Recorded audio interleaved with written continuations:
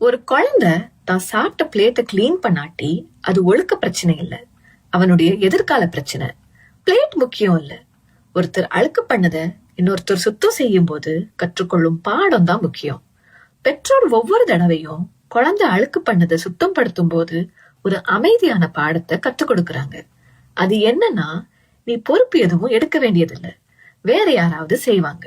இந்த பாடம் பிள்ளைங்க மனசுல ஆழமா பதிஞ்சிட்டுனா அது ரொம்ப ஆபத்து.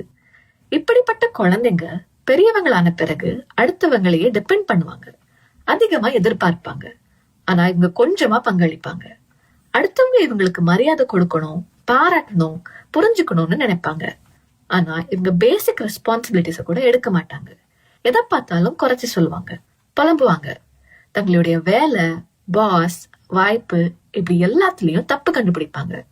கழுவப்படாத தட்டு சின்ன விஷயமா தோணலாம், ஆனா அது ஒரு மனிதன் வாழ்க்கையை எப்படி ஃபேஸ் பண்றாங்கறத வெளிப்படுத்துது.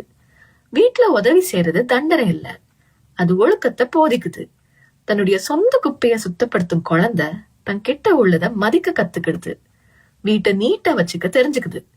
எதுவும் தானா கிடைக்கிறது இல்லைன்னு புரிஞ்சுக்குது. பெற்றோருங்க பிள்ளைங்க கிட்ட உன் வீடு ஹோட்டல் இல்ல, இங்க யாரும் உன் வேலைக்காரங்க இல்லைன்னு சொல்லி கொடுத்து வளருங்க. நீ குப்பையாக்குனா அதை சுத்தம் செய், நீ பயன்படுத்தினா அதை கழுவு, நீ ஒழுங்கின்மையை உண்டாக்குனா அதை சரி செய்யுன்னு கண்டிப்பா சொல்லுங்க. தான் சுமக்க வேண்டிய சுமைய மற்றவங்க சுமக்கட்டும் அப்படிங்கிற எதிர்பார்ப்பு என்னைக்கு மறையுதோ அன்னைக்குதான் பிள்ளைங்க முதிர்ச்சி அடைறாங்க.